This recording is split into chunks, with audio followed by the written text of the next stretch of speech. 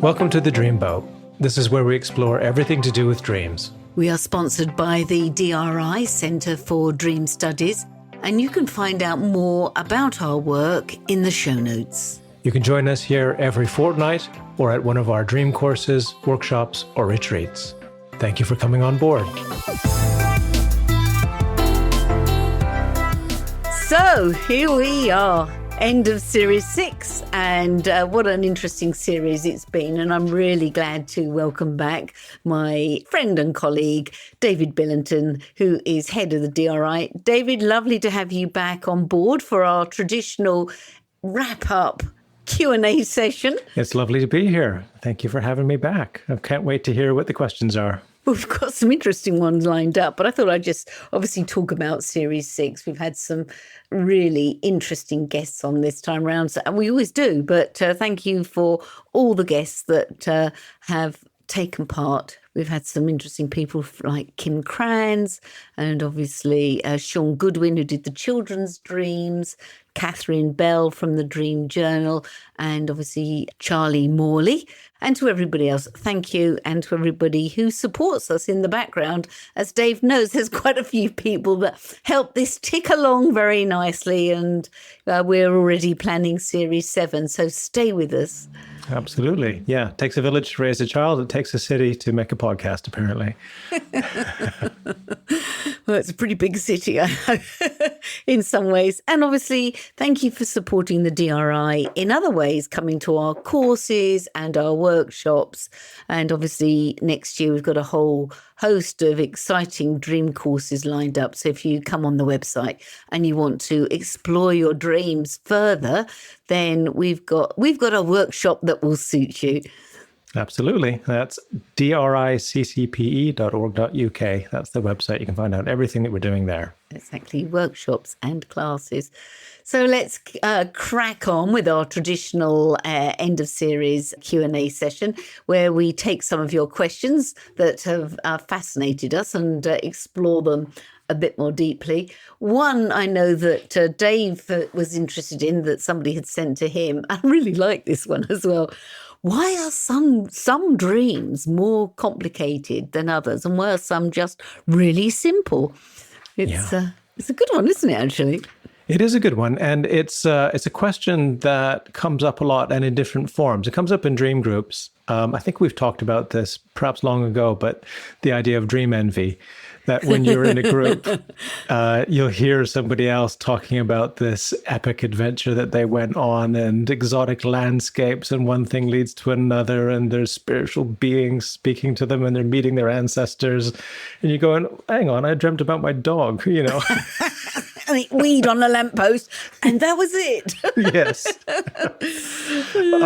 So we can become aware that there are, the different kind of dreams, and there's different kinds of dreams that we have ourselves, and we recognize that as well, that we have those dreams which seem a little bit mundane. They're reflecting aspects of our waking life. They seem familiar. They may seem obvious. And then, of course, I always encourage people to get behind the obvious and ask, what is this bringing to you? And then there are those dreams that, Jung called them big dreams, the ones that have a big impact. They feel meaningful, intrinsically meaningful, or they have very clearly archetypal characters or archetypal energy coming through in them. And I'm sure, you know this from your work, Laura. You've probably seen these different kinds of dreams that people have and had them yourself. Yeah, quite. I'm always interested by what you call the complicated dreams. And I'm not sure if what you call complicated and what I'm calling complicated is the same thing. But I was thinking of dreams that just go on. And there's this happens and then that happens. And then there's like another section that pops up. And you come to write it down in your dream journal, if you keep one afterwards. And you think, oh God, and then there was this whole piece. It's almost like a television drama that's unfolding. And you can't keep up with it yourself. And yet, each section feels really important. What do you think's going on there? Is it something to do with the psyche? How would you answer that? I think it's sort of the part of ourselves that the dream is coming from. Because you've said something really important there, which is about, what do we mean by complicated? Because I think actually there are different kinds of complication as well. Yeah. So yes, one thing leading to another, but there are these dreams that come up.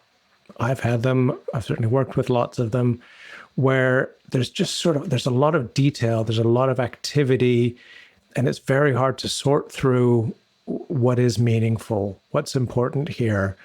And I think that is actually the experience that's being reflected. It's the mental experience, maybe relating to what's going on in the day or just that stage of life, where we can be drawn into, as in any life, there's lots of decisions to be made. It's not necessarily about what we want or our soul speaking. It's just, we're faced with all these decisions and life is complicated. And that imprints on the psyche, on certainly the waking self. It impacts on the nervous system because you're having to respond to things. And then, of course, that's what comes up at night as well.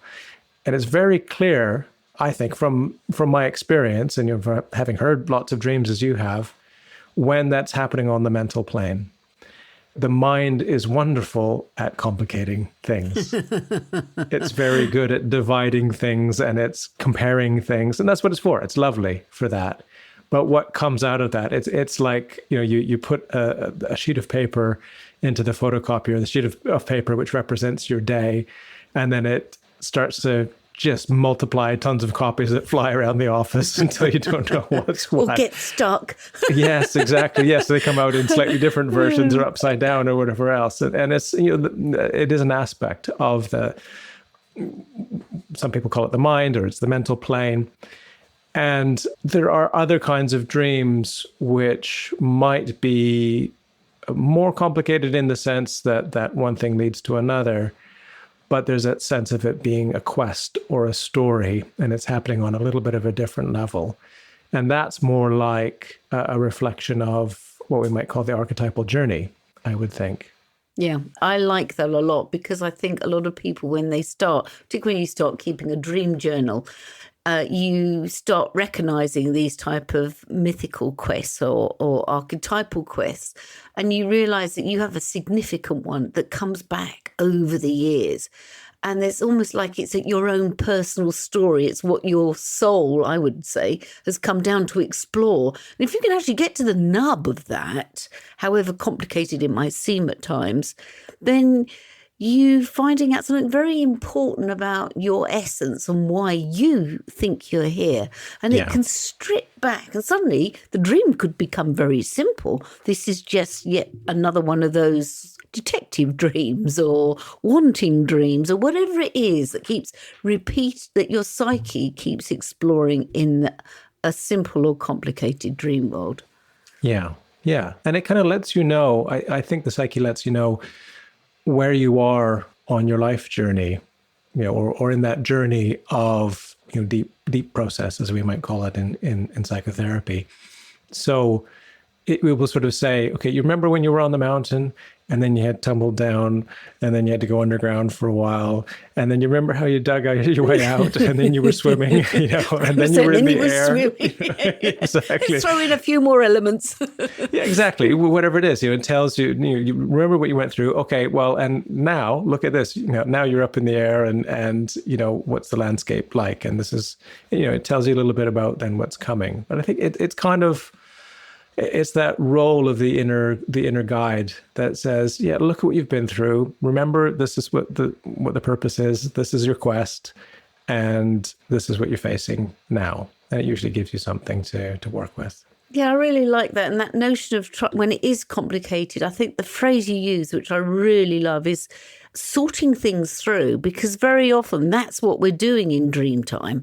We're sorting things through. And it was, when you were talking, it was reminding me, and I welcome anybody to go away and read the myth, because it's really interesting, the Eros and Psyche myth. When Eros and Psyche marry, Aphrodite, Eros's mother, not too keen on the new daughter-in-law. She's just a mere human. And so Aphrodite sets poor old Psyche all of these trials and tribulations. And the very first one with the ants is sorting things through. And there's something about the sorting things through which helps us define our psyche, define our essence. And you reminded me of that. And I think it's an important thing to take away. If you have a complicated dream, go and write it down. I think, again, all of this underscores how important a dream journal is, because if you regularly write things down, you'll be regularly sorting out some of this stuff. Yeah, exactly. And it's, you've reminded me as well of the benefit of looking at some of the stories, some of the myths that are out there that can tell you something about the archetypal journey that you might be on. Because the journey of psyche is one version of it. There's the journey of Hades as well, the return to the underworld. And again, the tasks and what was required to escape. That when Demeter went to rescue her daughter, Persephone, exactly. Persephone, and I think Eros and Psyche get muddled up in that one as well. They encounter Persephone, and she gives Psyche. God, scratching away here. Gives Psyche another challenge as well. But it's again, it's deeply embedded in the archetypal nature of self. Yeah. And I was going to say that, I don't have a classical education. That's not really my background, but I've come across these things because they speak to the themes that we see again and again in dreams, but, be that my own or the people that I've worked with over the years. Though they still exist because they have something to say to us. And coming back to the original question about some dreams being so complicated and some being simple, I've experienced this. I've seen it with others. I don't necessarily know whether it's a universal truth, but there's this idea that as one progresses through a process, be that spiritual or psychological, that things become simpler. Actually, we're not just limited to that photocopier of the mind, and that what lies behind that complicated reality is actually something much more simple. And it comes down to ultimately, the dreams, which are primary colors and feelings, and that direct, almost, disembodied experience of being at one with consciousness. And that is not a common experience, but it is the ultimate simplicity, that there's no more waves on the surface of the mind. That is a perfect reflection of reality as it is. That's a spiritual version of it. But also then there are those dreams which are, focused on, I dreamt of my dog, I dreamt of my dog having a wee, whatever it was, and it's something about being on the earthly plane, something that's very, very real and important and concrete. And there's nothing wrong with things being concrete. Those things need our attention as well. And sometimes it's about come back to the body. Don't have your head in the clouds. Focus on what's really happening. Thank you. It's a great question. Whoever sent it in, really, really like it. So, and you've actually given me a lovely segue, Dave, to another question about concretizing and things. Somebody who dreamt and has said they had a dream of soil and earth, and it's come up for them in a few motifs over the years, on and off. And I thought, it's quite an interesting one, because you and I have talked about it before. And I thought, well, let's just unpick it a bit more. So what do you make of dreams that contain sort of lots of soil and earth? Was there any other context that the dreamer had provided with that? Well, apparently they talked in their sleep, and they kept shouting out about soil and earth. I know, interesting, isn't it? That seems remarkably dynamic for a dream of soil and earth. Well, I mean, I'm sure this is where your mind goes as well. But earth element, and what does that mean? So I'm sure people that listen are very familiar with us talking about the model of the elements and the 4 elements and what earth represents. And to me, that's the body, it's the material plane, it's, as you said, that, the concretized, firm reality What else comes to mind for you with that? Well, I was thinking all of that. It's something, I was thinking of the alchemical model of coagulatio, which the earth element often is. So it's bringing things together, as you say, making it material, making it happen. It's not just an object, it's making something actually happen in in life. As I always laugh when I say IRL. In real life, could there be anything else? I ask myself. But as a dreamer, I know there is. And but there's something that for the dreamer, if you're having a lot of soil and earth dreams, what is it that really needs to happen? What is it that you're being asked to manifest? I think that's the word I'm badly searching for. That sort of brings lots of elements and parts of your life together, coagulates them in some format so something can happen, is what's coming up for me. It's quite particular, isn't it, that it's soil and earth, because when we talk about the earth element, that could be rock, and it could be, sort of planetary rock, and it might be stones or something hard. But the soil, to me, is about fecundity. It's about what things grow in. Richness. And yes, exactly. I'm always reminded, this was an old supervisor of mine who was talking about, the importance of that stage. If you're a gardener, you look at the garden in winter and it appears to be dead. But if you scrape away some of the earth and you see what's happening underneath, and there's all these white roots growing and things are consolidating, coagulating, and conserving that energy and preparing for the big energy boost of growing when the season turns again. And we go through these phases in the psyche as well, where things need to go underground. And we need to return into that soil and conserve the energy and let it grow so that we can move into a new phase of external growth as well. Yeah, again, that taps in beautifully to the Demeter and Persephone myth, because that is a rites myth. It's a seasonal myth. So for 6 months of the year, Persephone goes underground, and Demeter was the goddess of cereal and harvest and as well of the land. And so, again, it fits with that notion that it is secular. We have these periods, dormant periods, and then these growth periods. And how do we prepare for the growth periods? That comes out of the dormant period. And so even though, as you say, in winter, the metaphorical winter, things look dead, they're not. Something is happening. It's the notion of potentiality. And I was thinking for the dreamer that, all right, you might be challenged to make something happen, but this time of year, autumn, is a lot of, the fields are reploughed. Dave and I are actually having this conversation in September, October. And so the fields are being reploughed and resown for next year. So there's something also about, reap as you sow. What's happening in this sowing period for the client could be quite interesting. Yeah. Whenever there's something like this that comes up, it's sort of, there's one element there, there's one detail, and it's like, so what's the next question?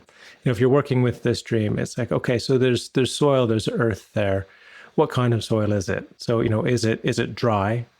Is it wet? Is it muddy and heavy and you feel like you're sunk into it? Or, does it feel like it's light and airy, or is it too dry? And it tells you maybe something about what's needed. What is the balancing element might be there? And the other question that comes up with that, possibly directly related, is what's the feeling there? If you're in the soil, and I mean, is that a feeling of being suffocated and buried alive? That's terrifying. That's awful. Or is it that feeling of being held and being in touch with the living nature of Earth and the life-giving side of Earth?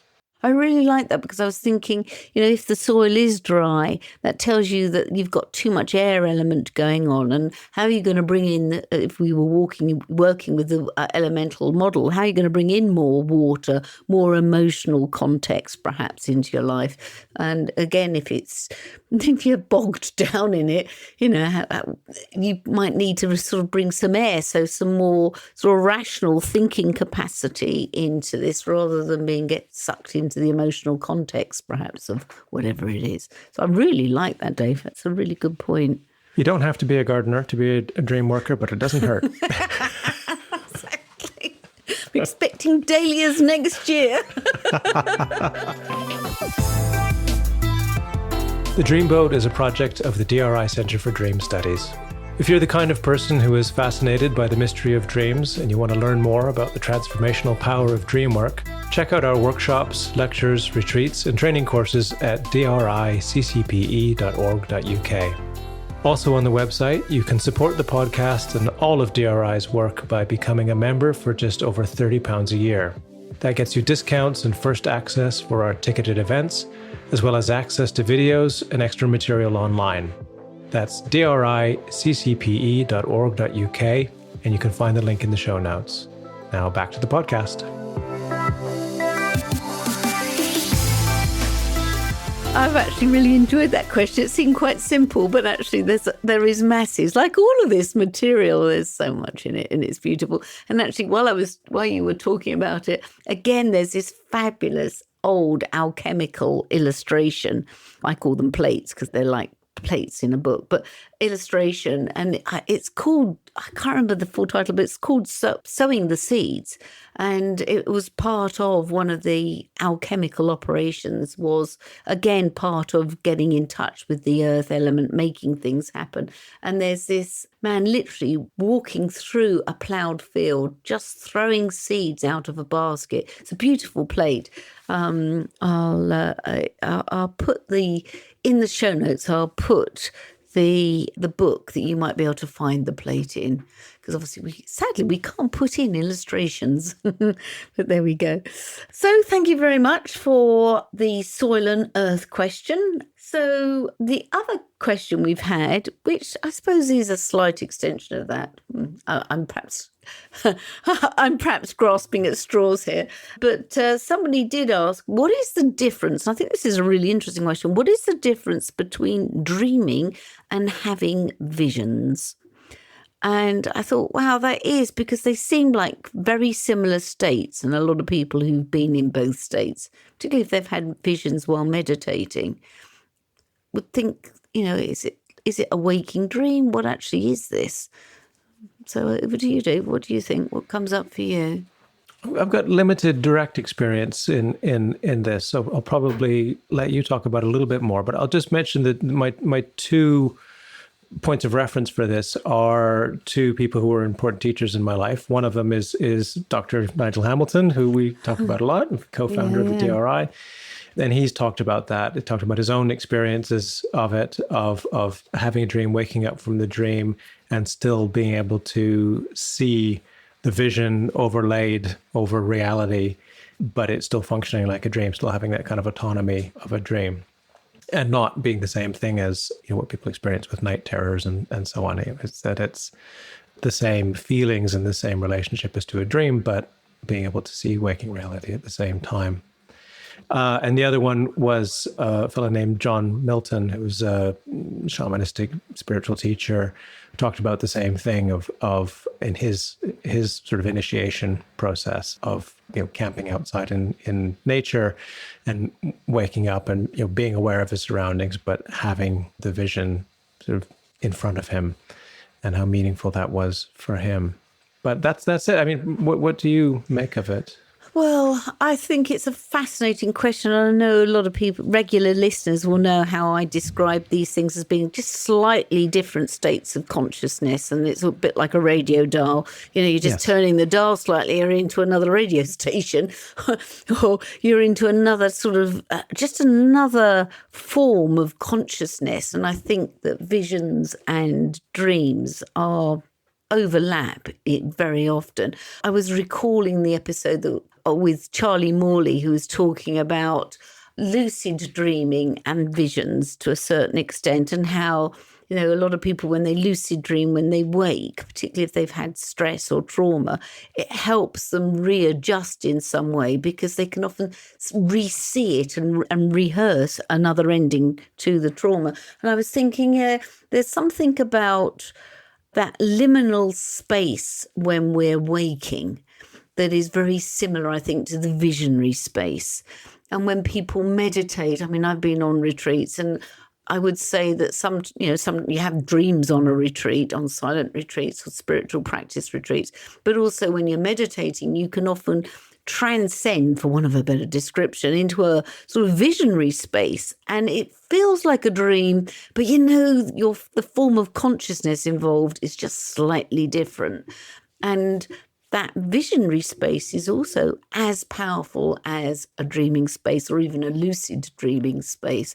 It's, again, how are you going to reabsorb that material? How are you going to reprocess that to get the full worth of it? I think is the critical thing, whether it's a vision or a dream. So how are you going to reintegrate or integrate what the psyche is trying to do, whether it's in the dream or the visionary space? I think that is the challenge with the vision, because it's the psyche, almost out of body experience, but it's still the psyche presenting material, I think. Well, that's interesting. So sort of an additional question for you then. This relates to that idea of the radio dial, but we also talk about, imagination, and there's active imagination. And it sounds like there's a continuum there. And I just wonder what your thoughts are on how that relates to visionary and dream experience as well. Exactly that. It's a continuum, and I love how you've put it, because, again, a small tweak of the dial, people who have imaginations, often that feeds into their dream life. You see it with children. We had the episode in this series with Sean Goodwin looking at children's dreams, and children are really good at that, taking the imagination and going into dream life and then subliminally bringing it back into their imaginative play in real life, or if they, And so there is something about the psyche at work, however it's presenting the material. I think the key thing is not to be frightened of it, but to think, okay, what is this offering me? How do I work with it? Yeah. And not trying to control it necessarily, but the effort of will goes into staying with it and staying focused on it to integrate it so it doesn't slip away. I was going to say, not feeling that you're being psychotic as well. But, no, exactly. It's a very different thing. I think a lot of people, particularly, it seems to occur more in meditational settings or retreat settings where people are not having out-of-body experiences, because I don't think it's that, but they've sort of almost dialed up the brain waves into a theta state or whatever is how some, I know, meditational gurus would call it. But you've sort of dialed up the sort of the psyche state a bit, so that you're receiving the material in a slightly different way. It doesn't mean you're being psychotic. That's very different. No, and that's sort of, that relates more to my experience of being in meditation retreat. Vipassana was the one that I've done a few times, and being in that space, it's almost to the point of it being a problem. there's imagination, it's not deliberate, but it's kind of being in that space where imagery is flowing through you, and you're trying not to respond to it and react to it and get too into it because it's exciting and interesting, and trying to just stay with sensation in the body. But it's that interesting, as with dreams, we receive them passively, but we work with them actively once the material is received. Yeah, I like that. And I always say to people when they're going on retreat, keep a journal. It's like you'll have some great dreams on a retreat, and they seem even more powerful than ever because you've allowed yourself to have this protective space that's just feeding something within the psyche because it's so well defined, and you've carved out a niche out of the real world to give you this time and space that's separate. And so keeping a journal is really important because you find, as you said, you're in a continuum and the psyche is throwing you lots of material for healing and development from different perspectives. Yeah. Well, there we go. That was fun. Thank you, everybody, for writing in some questions. And please keep them coming because we love them. It's been great to have you back on board, Dave, and to work with you again. Looking forward to Series 7 and having you back on board then. Absolutely, yeah. And lots of exciting guests starting to line up for Series 7, which is lovely to see. Lovely. Anyway, from me, sweet dreams. And from me, keep dreaming and keep sharing your dreams. So, thank you for joining us for this week's episode. Don't forget to like us and leave comments on your favourite podcast platform. As I'm sure you know, that's the way we build an audience for the Dreamboat podcast and also to spread news about dreaming. And as we said, there are many ways you can share your dreams at the DRI, the Dream Research Institute. Yes, we have courses, events, and workshops, and we want to hear from you. So check out the show notes for links, or find us on Instagram and on our Facebook page and on our website at driccpe.org.uk. And if you want to explore your dreams further, or you would like to support us, you can join the DRI as a member for just £30 a year. As a member, you will get discounts for all of our events and short courses. You'll get our newsletter with latest dream research news, and we'll also be adding other special member benefits during the year. Of course, members' dreams will always be given preference for reading on the podcast Dream of the Week slot. So go to the link on the show notes and become a DRI member today. Keep dreaming and keep sharing your dreams.